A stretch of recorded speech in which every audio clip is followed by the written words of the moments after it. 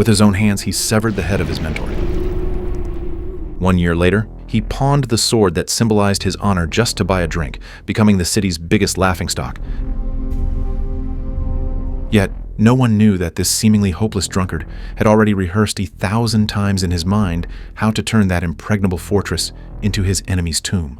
This is a story of loyalty, endurance, and ultimate revenge. In the long, dark years of medieval warfare, an elite class known as knights was born from the baptism of blood and fire. They adhered to an unbreakable code: nobility of heart, surpassing courage, righteous conduct, and absolute loyalty to their liege. However, with the unification of the empire, peace brought not only tranquility, but also breeding corruption. People of different races and faiths were forcibly merged, and ancient knightly traditions were gradually eroded within the game of power.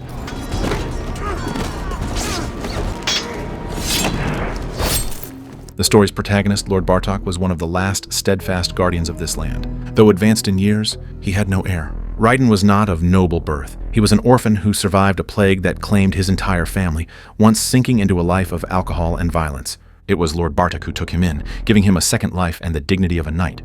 They say he was cruel and murderous, without conscience or honor. For many years, he was given to the drink. The dark fog made him violent. Knowing this, change your respect. One is to be admired for rebuilding the self, not judged. One day, an imperial envoy shattered the peace of Bartok's domain. The envoy was exceedingly arrogant, even demanding Lord Bartok personally come out to receive the decree. As a loyal retainer, Raiden unceremoniously taught this bully, who relied solely on his master's power, a lesson, making him understand that in Bartok's territory, dignity would not be trampled upon. However, the content of the decree was unsettling. The Emperor ordered Lord Bartok to travel to the capital to meet the newly appointed First Minister, Gizamat, to review new codes and tax policies. On the surface, it was routine official business. In reality, it was a carefully orchestrated extortion scheme. Gizamat, a powerful official who climbed the ranks through sycophancy and insatiable greed, had long turned the court into his tool for amassing wealth. Lord Bartok knew this well. This minister's influence has grown considerably since your last term. He is favored to succeed as first counsel. I will not tolerate this kind of bribery, either in my own pocket or in my capital. But he knew even better that to retreat now would mean not just financial loss, but a betrayal of the knightly spirit. Well, if it's truly the injustice of corruption which upsets you, then perhaps you might have been so passionately moved to act before it arrived in your own court. What exactly do you mean by that? Only that it would be prudent to examine if this is simply a matter of pride. It's not a matter of pride, it's a question of dignity. So you will refuse the duty? I refuse the extortion. A light of almost tragic idealism shone in Lord Bartok's eyes. He rejected Raiden's suggestion to compromise and decided to travel to the capital with a special gift. It was not gold or jewels, but his stance. So it begins again. So it does.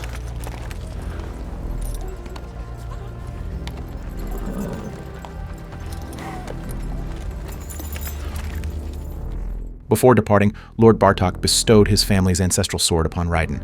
This blade should have passed to a blood heir, but in Bartok's heart, Raiden was the true inheritor of his soul.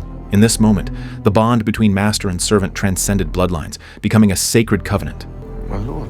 My name will be yours to uphold. But your sword is to be passed to an heir. I am merely your retainer. You are the heir to my spirit. Our bond has been earned, not inherited. Upon arrival in the capital, undercurrents of power surged beneath the veneer of prosperity. Lord Bartok met Gizamat as arranged. The sinister-eyed minister greedily eyed the gift box Bartok had brought. A robe. Fine robe. You may also keep the box. Gizamat's face instantly darkened. To him, this was not merely stinginess, but an open provocation to his authority. If I'd known what you'd intended, I would have insisted you bring something more. More? I gave him the box, too. This is not a matter of amusement. He has taken this as a personal insult. Tomorrow, I will bring a more suitable gift. You will not. And in my presence, you will refer to the minister's demand as it really is. A bribe. Raiden tried to mediate from the side, hoping his liege would bow his head slightly, given that the current situation was unfavorable. The conflict erupted completely during a subsequent private meeting. Gizamat took Bartok on a tour of his private collection room, which was piled high with rare treasures sent by other nobles to curry favor.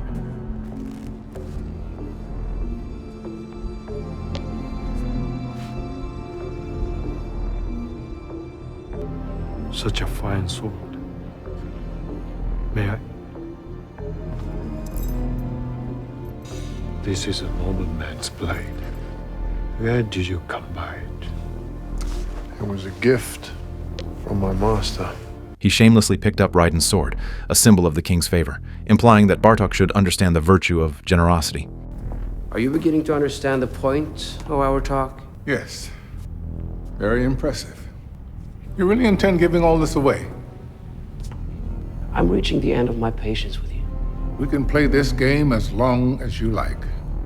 But you'll receive no bribe from me. Gezemat even invoked the Emperor's command to pressure Bartok. Stung by Bartok's refusal, a humiliated and enraged Gezemat issued his most vicious threat. He declared that he would not only strip Bartok of his property and status, but would also grind everything belonging to the Bartok family into dust, erasing the ancient surname forever.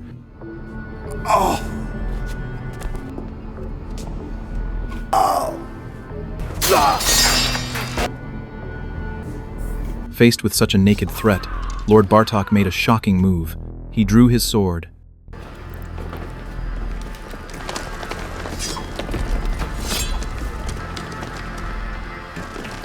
This strike, though not fatal, sealed a tragic fate. In the court, Lord Bartok was brought to trial.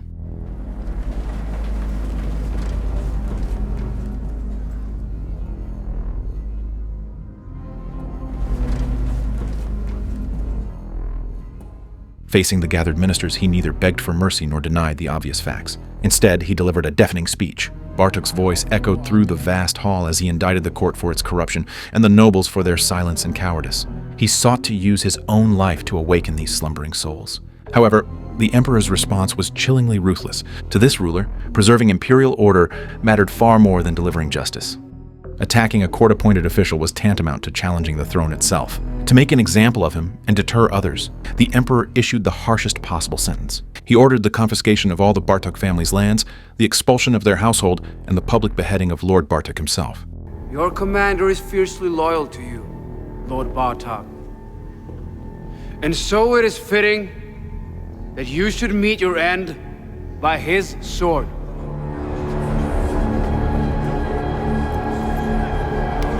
Should you refuse the order, all of Lord Bartok's blood relations shall be executed as well. Minister. First Council, the word of the Emperor has been spoken. Even more devastating was the proposal from Gezemat, designed both to humiliate Bartok and to shatter Raiden's spirit. Raiden, Bartok's most loyal commander, would personally carry out the execution. You will do this. No, I'm already dead. I will take death at your side rather than participate in this spectacle. I know you will. But how will that serve us? My lord, I cannot do this. It's already done. Think only of what follows. The spirit of our clan will endure through you. On the execution ground, the atmosphere was suffocating. He wanted to rebel, to lead his brothers in a desperate charge and cut their way out through blood, even if it meant dying together, rather than endure this living hell. But Lord Bartok stopped him. To protect the remaining members of the Bartok family from slaughter and to ensure his own sacrifice would not be in vain, Raiden, with tears of blood in his eyes, drew the sword that Bartok had personally given him.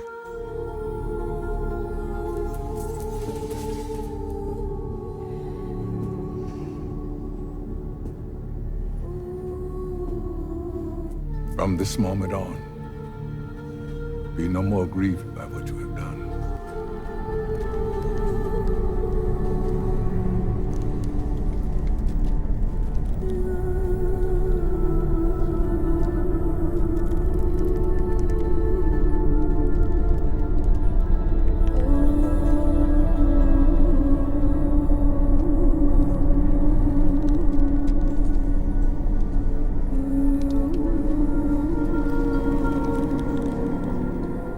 A flash of steel, and the head fell. In that instant, Raiden's heart died with it. He had not only killed the man he most revered, but also slain the honorable version of himself that once lived for glory.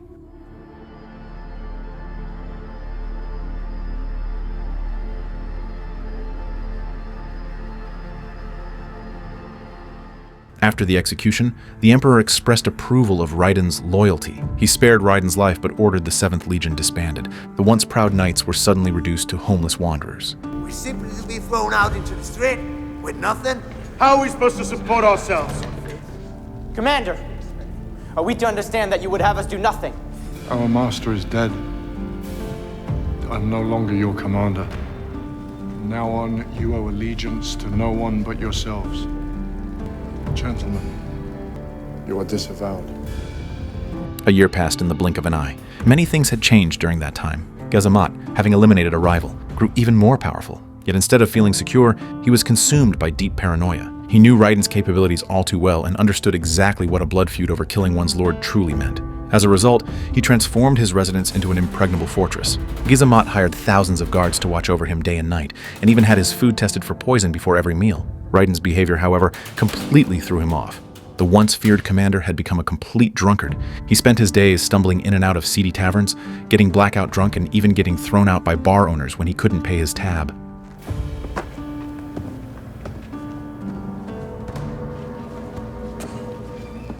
To scrape together money for more liquor, he sold the very sword that symbolized his knightly honor. Every one of these scenes was carefully observed by Gezamat's spies. Even Raiden's former subordinates, witnessing their commander's utter downfall, expressed deep disappointment and contempt. Raiden's wife, the woman who had once loved him deeply, could no longer bear his self-destruction and finally left him. Where is it? What? Your sword. Here it is.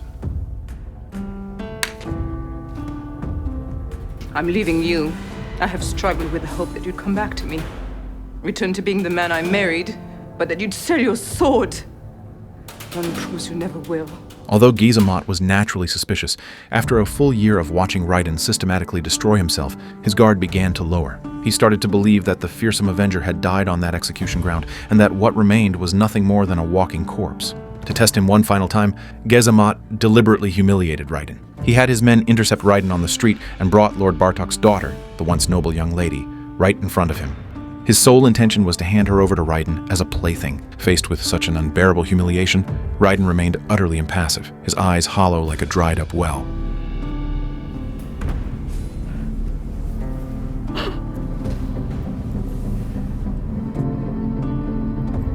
He turned and walked away, leaving the girl behind him screaming and begging for help. In that moment, everyone was convinced Raiden had completely fallen apart, but they were all wrong. On the very night, Gezamat, believing himself finally safe, decided to dismiss some of the guards to cut costs. The real story finally began.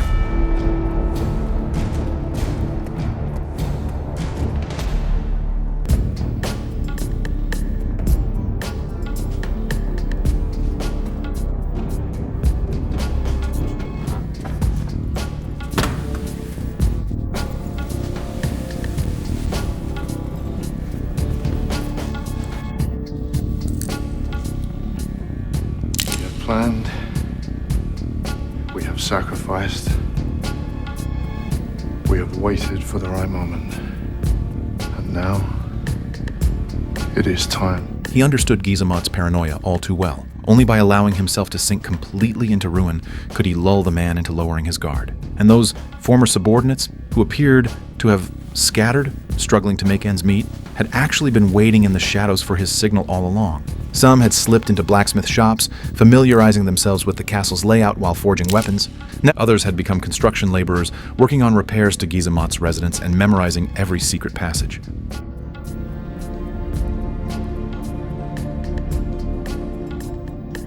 Still, others lurked in the streets and taverns, quietly gathering intelligence on the guards' shift changes. On that stormy, snow-swept night, the horn of vengeance sounded silently.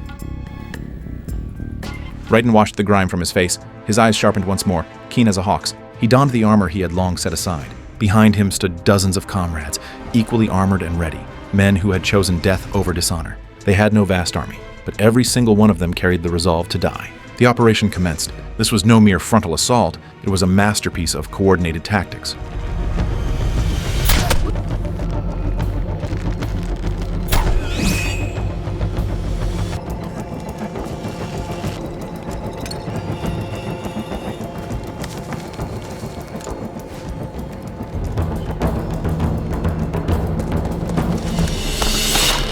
First came infiltration. The insiders had already sabotaged the drawbridge mechanism and disabled the alarm system.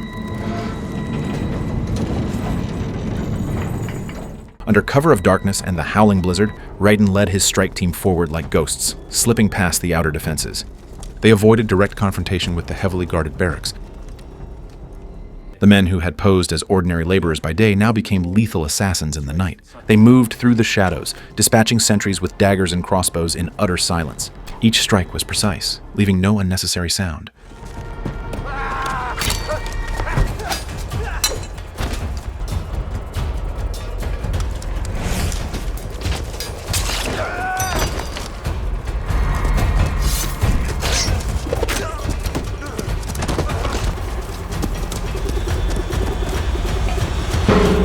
When the first scream finally tore through the night, Raiden's force had already penetrated the castle's inner core.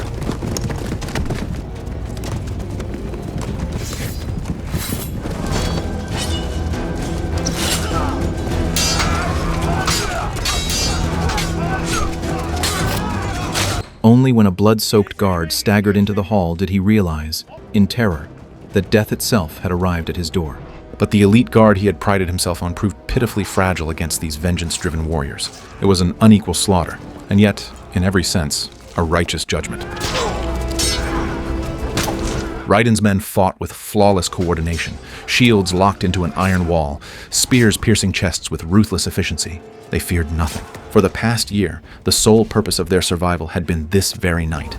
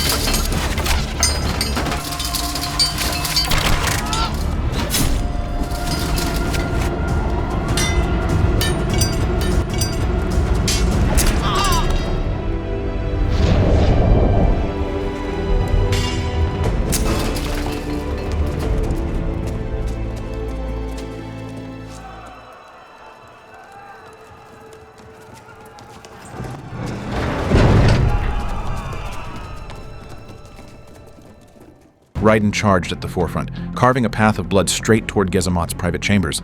His blade moved with ferocious precision, every swing fueled by 12 months of pent-up rage. No one could stop him. Not the royal elite, not the exorbitantly paid private mercenaries.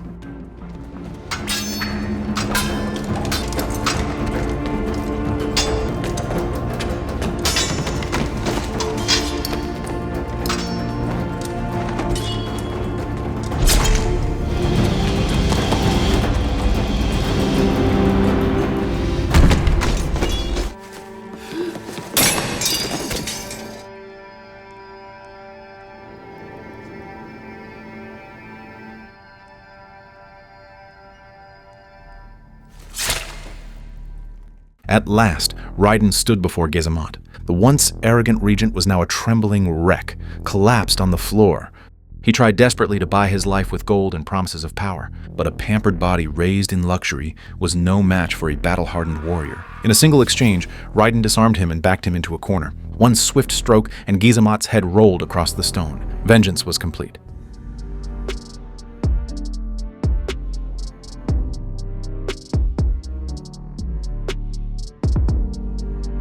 Your father's honor has been reclaimed.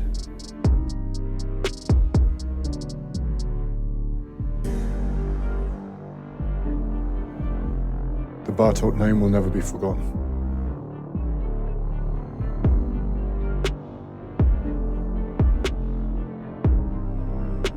Thank you. Yet the story did not end there. Raiden knew full well that assassinating a high minister of the crown meant certain death for him and his men. He did not flee, neither did his brothers. When the Imperial Guard surrounded the castle, Raiden emerged with the few survivors still standing. They were covered in blood, but their backs remained straight. They laid down their weapons and submitted to arrest without resistance. Commander! What is this? You are to assume command of the castle. No. Commander! Commander, you cannot do this. We stand with you. Lieutenant, your devotion to the code is absolute, is it not? Yes.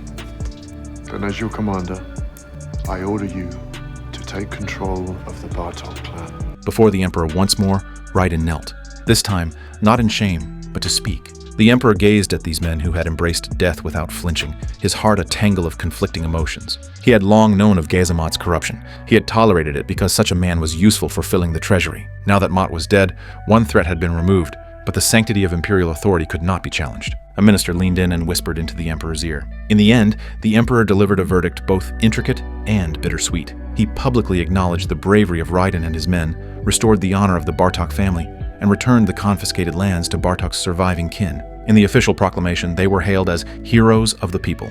But the law was the law.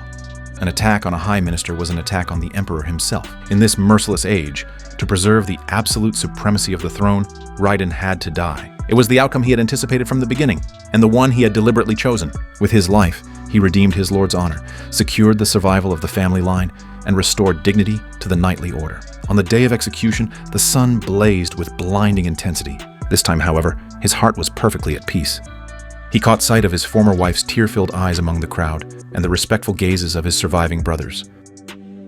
In that moment, he seemed to see Lord Bartok high above the clouds, nodding to him with a gentle smile. The executioner raised the blade. In an era when rites and music had collapsed, the last true knight used his life to demonstrate what it meant to say, "Though 10,000 stand against me, I shall go forward." He proved that some things are worth more than life itself: promises, loyalty, and an unbreakable noble heart. As the blade fell, one legend ended, but the tale of courage and honor would echo forever in every corner of the Empire.